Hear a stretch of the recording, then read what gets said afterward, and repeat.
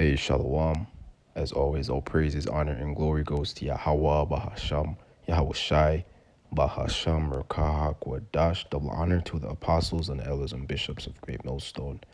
Peace and salutations to the elect, the 144,000 men pushing the truth in sincerity on the highways and the byways, and the rest of the elect, the one third men, women, and children. To you I say Shalom. And FIFA has rejected Haiti's jersey that they were going to participate in the tournament in.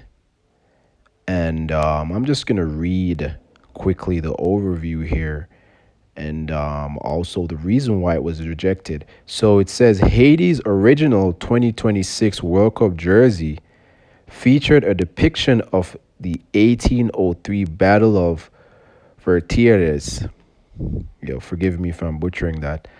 The decisive clash of the Haitian War of Independence. The illustration showed independence heroes raising the Haitian flag served as a powerful tribute to resilience and pride of the world's first independent black republic. And this is the main point here. Okay, and it says, I'll just read quickly what the jersey meant. Historic triumph. The Battle of Vertières is widely celebrated in Haiti as the final major push that defeated Napoleon's army and freed enslaved people, leading to the country's independence in 1804. National pride. The image on the hip of the jersey where the players are shown raising the flag served as a profound nod to the nation's struggle and survival. So let me just get that jersey up real quick. Okay. So this is the jersey, right? For the Haitians, right? And we know that the Haitians are the biblical Levites, Banloya, sons of the law. And they're close to the Most High spiritually, right? That's the tribe that the Most High has spiritually closer to him, hence the name Banloya, son of the law. What's the love of the Most High? That we keep his commandments, and they're masters of the law. And it's not to say that other tribes are not close to the Most High, but they are specifically joined unto the Most High in that way spiritually. That's why you see them in their wickedness on this side so much into witchcraft and voodoo because of their spirituality. All right. So this image here is causing a lot of controversy and problems for these devils. And we're going to get into that, and we're going to read a few scriptures because they know that the Haitians are Israelites, and they know that they have a spiritual power working with them. They know that they're working with some type of heavy spirituality, through the Most High. They know. We have to remember, these devils, these so-called white people, they know who we are, and they know the tribes.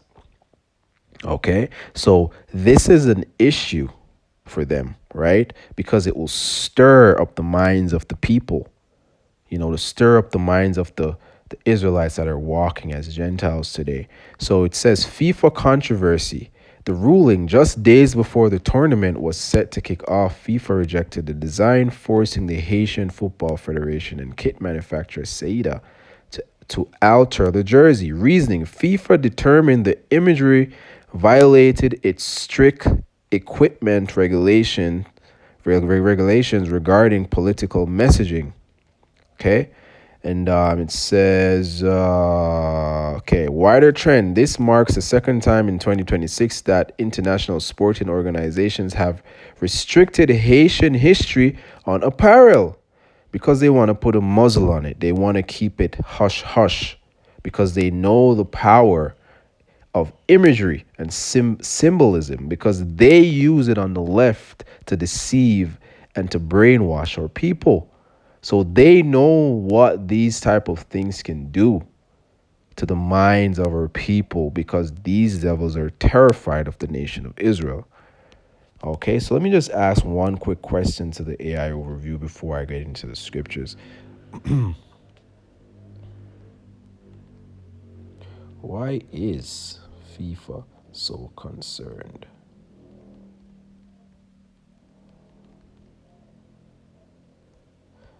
And what are the thoughts of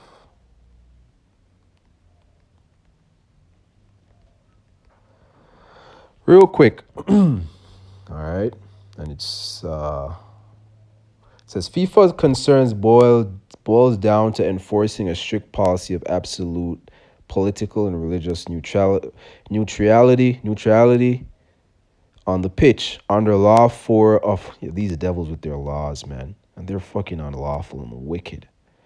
You know their laws are wicked, man. Uh, Under law 4 of the International Football Association board.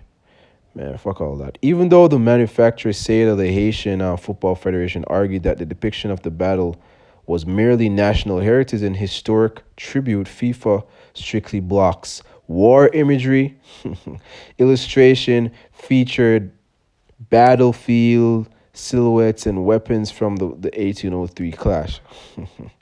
Precedents and subjective interpretation. FIFA maintains a blanket ban approach to avoid having to subjectively police which historical wars are acceptable, which are not. It has previously fined countries for celebrating national rebellions or wearing political armbands. How convenient. Quickly here. So it says the ruling has sparked an intense emotional response amongst Haitian citizens. It says, anger at erasing history. Many fans are deeply frustrated, viewing FIFA's stance as an act of censorship against the world's first independent black republic. And that is it. They want to censor anything that highlights black strength, black power, so-called black, because you're not fucking black. There's nobody that's black on the face of the earth. You're so-called Israelites, man. No, you're so-called black people. That's what it is. So-called. You're Israelites. You're Levites. You know, you so-called Negroes, you so-called Haitians, Jamaicans, African Americans. You're not black. You are Israelites.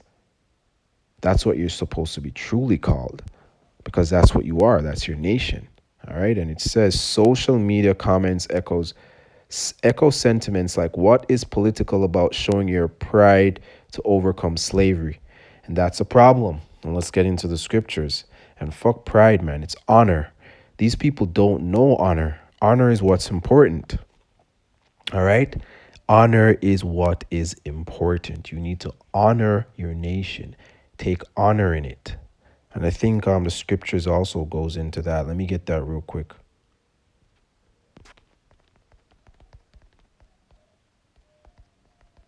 Somewhere in that scripture is that there, man. It said, John, dog.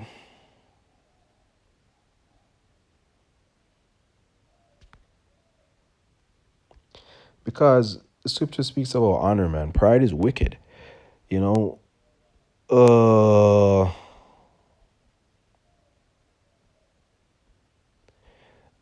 I can't find it right now, but there's a saying in the world, though.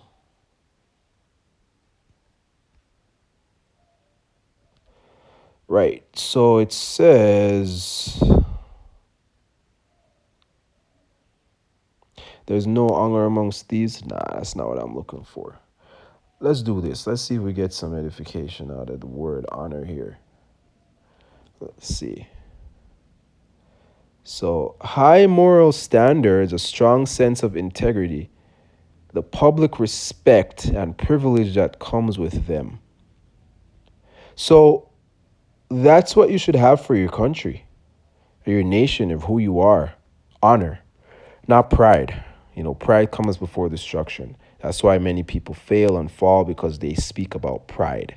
There's a lot of witchcraft in the word pride. Anyways, this is Psalms 83 verse 3. It says, they have taken crafty counsel against thy people and consulted against thy hidden ones. They have said, come, let us cut them off from being a nation, that the name of Israel may be no more in remembrance. Okay, so that's what these nations did. They huddled together. They said, "Yo, yo, yo, check this out. We're going to ensure that these people of this specific nation no longer remembers themselves, because we're going to do this A level of evil, B level of evil, blah blah blah." Right? They had a confederation. They had a gathering. They have an organization. It's all organized. They have secret yeah, they have what's the word I'm looking for? Sorry, they have um yeah, secret councils, right? Secret councils until this day to keep everything under control, to keep you people ignorant, not knowing who you are, right? Crafty, very cunning. It's very, very, very, very thought out. Okay, that's why we're in the state we're in today, because all of these nations, man. It says, "For they have consulted together with one consent, they are confederate against thee." So they are against you. And let's just quickly read those nations, right? It says the tabernacles of Edom, the so called white race, because they're Edomites, the Ishmaelites, the so called Arabs, because they're Ishmaelites, of, of Moab and Hagarenes. Moab is the so called Chinese, they are Moabites. And Gebal and Ammon and Amalek. Amalek is the small hats, the little hats, the ones that are in control, the ones that control what happens in the world, the ones that the earth ultimately has been given into their hands. The Lord has set them up as wicked rulers in these last days, because their end is our beginning. So yes, the Lord has given them the power to do what they're doing, and they do not want to unravel or undo all of the hard work they have done in these confederate meetings, these secret council meetings that they have. They don't want all of that work to go away, because they know the power in symbolism.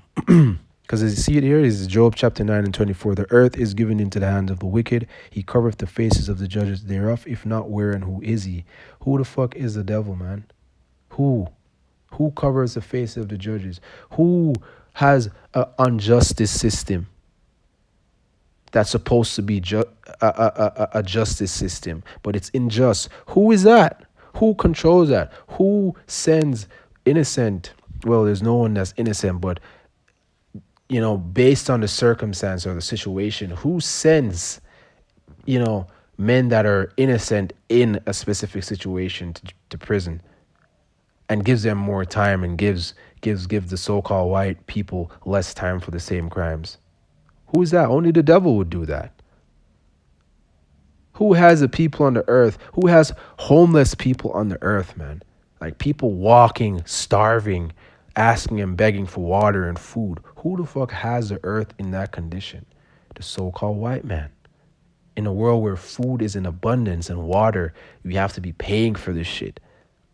People are actually starving and don't have food to eat and homeless. Who started? Who's responsible for that shit, man? The so-called white man that you fuckers love and protect, and want to so quickly forget all the wickedness that he has done. Want to so quickly forget and forgive the slavery that we have endured and still enduring, because we're in modern day economic slavery. But you wanna forget the physical slavery that what happened 300 or less than 300 years ago. You want to forgive because you have some type of convenience in this world. You can live a mediocre life where you live in a condo, you drive a nice car, you're paying your mortgage, you may have bought your house, you can shop, you can travel, you can eat defile food that's really not good food. It just looks like good food, but it's really not good for you. You can live a so-called good life, which it's not living really and truly, because it's so hard to achieve. Because you can do that, you want to forget and say, man, we're actually not oppressed. And that's a lie and blah blah blah, because you can achieve some things because you drank of the wine of this devil. You learned his courses and his education system. You believe because you can better yourself more than other Israelites that you were not oppressed. Man, fuck y'all, man, because you are the same ones that are joined onto Esau. You are a part of the problem because you want to forget all of the wickedness. Because it says in Sirach, I believe, Ecclesiasticus, man, this is Sirach chapter 12, verse 10. It says, never trust thine enemy, for like as iron rusteth, so is his wickedness. So for you guys that like to say, man, that was so long ago, forget it. They don't forget. They know what can happen if certain things unravel, right? It says, though he humble himself, right? Though he pretend to be innocent and uses eloquent words and go crouching, yet take good heed and beware of him, and thou shalt be unto him as thou had wipest a looking glass, and thou shalt know that his rust hath not been altogether wiped away, because he's the same fucking devil, man. He's just more advanced. He knows how to hide his horns more. That's all it is. But if you're so deceived and in a state where you feel so comfortable with your situation, you're not going to be able to see the devil because he's distracting you with the crumbs that he's giving you, the opportunities that he allows you so-called black people to get in this world, working so hard and getting there. And then you have the other, you know, Israelites that do illegal shit, but they have a better mindset than you uppity Negroes, because at least they know the system is fucked. Even though they're doing fuckery too, they know the system is fucked and that it doesn't work for them. So that's why they do what they do. I'm not justifying it, but at least they have more sense. Okay? And a lot of them, man, I'll just leave it there. And it says, set him not by thee, lest when he hath overthrown thee, he stand up in thy place. Neither let him sit at thy right hand, let he seek to take thy seat. Thou at the last remember my words and be pricked. Because guess what? He knows that we're the supplanters, man. And what is a supplanter? Someone that takes someone's place with strategy. Because we don't use deceit like these devils. We use righteous strategy to get out of situations, man. That's what a supplanter is. We righteously supplant using strategy because the Lord has blessed us with that.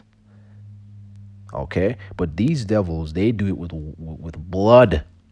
And what does the scripture say about blood? How do you cleanse the land?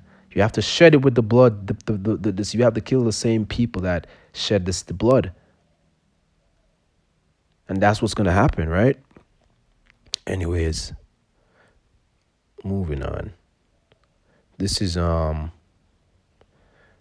is Second Peter chapter 3, verse 3. It says, this second epistle, beloved, I now write unto you, in both which I stir up your pure minds by the way of remembrance. And this is what that Haitian jersey would have done, man. And it's still gonna do. It's gonna stir up the pure minds of the Levites. Okay? It's going to stir up the pure minds of the Levites. And I like this image, man, because at the end, Israel is going to triumph like this. Forget the flag, but the Israelites are going to be victorious. The saints shall take the kingdom. Okay? So they don't want your mind to be stirred up, by the way of remembrance, because what the Lord does is when certain things happen, right? Especially with the words, the scriptures. When we read certain scriptures, man, your mind starts to stir and you start to remember things, right? Likewise, when you just come into this truth, when you heard the name Yahweh, or you heard that you're Israelites, your mind started to stir. The Lord stirred up your mind. Like, yo, this is it. this feels right. This is it, man. So again, this epistle, beloved, I now write unto you in both which I stir up your pure minds by way of remembrance. And I'll close with this one. It says, 2 Corinthians chapter 13, verse 8, for we can do nothing against the truth, but for the truth. So these devils can block the jersey all they want. The controversy that it's stirring up, the conversation that it's stirring up is going to stir up the minds of the elect, okay, of all tribes, but specifically the Haitians, so-called Haitians, which are the Levites, okay? You Haitians are Levites. That's why you're so spiritually wicked on this side, because you're not in your right state of mind, but you're supposed to be spiritually righteous, son of the law. So again, for we can do nothing against the truth, but for the truth. There's nothing that you devils can do against the truth. It's all for the truth, any way you want to shape it. But these devils are scared because they know they have a short time, and there's different things that they have to muzzle, just like the Bill C9 in Canada. They have to start doing shit because they're running out of time. They know what's written in the scriptures, that their end is our beginning, but they believe that they can offset it because of the spirit that the spiritual demon Satan has on them. So they're going to continue believing it because it's a part of prophecy. They have to play their part in the movie of Yahweh Hashem Yahushai, whilst the prophets played their part on the right hand side. Right? We brighten up the darkness, man. We're shining. We're a shining light in the in the darkness of this world, and they can see it because they're spiritual on the left. They are very spiritual on the left-hand side, but in wickedness. And likewise, we're spiritual on the right-hand side in righteousness, and very spiritual. The Lord is doing a mighty work through his men. We may not see it fully in the spiritual realm of what's going on, but in the physical realm here, we can see the word moving, because the word is sharper than any two-edged sword. So when certain elect members see this, it should stir them up even more, man, because they know the wickedness of the devil. But it's like, damn, man, like, why does this bother them so much? Why does this image bother them so much? Because it will stir up the minds of the children of Israel, and they fear what will happen because they remember Nat Turner, and they remember other spirits like Nat Turner that we don't hear about. And they remember our ancestors in the scriptures, the righteous ancestors that followed the lead of Yahweh Hashem Yahushai and his goal and his say so, not of their own, not of witchcraft, not of voodoo, not of ancestral spirituality bullshit. No, the scriptures, man. Yahweh Bahashem Yahushai. Those are the only things you need. Bahashem or Kahak Wadash. Yahweh, who the world ignorantly calls God, and Yahweh Shai, who the world ignorantly calls Jesus Christ, in the name of the Holy Spirit, the Rakah Kodash, Spirit Holy. Right? And we're holy spirits in wicked flesh. All right? So I'm going to leave it there. And as always, all praises, honor, and glory goes to Yahweh, Bahasham, Yahweh Shai, Bahasham, Rakah Kodash, Abad, Babal.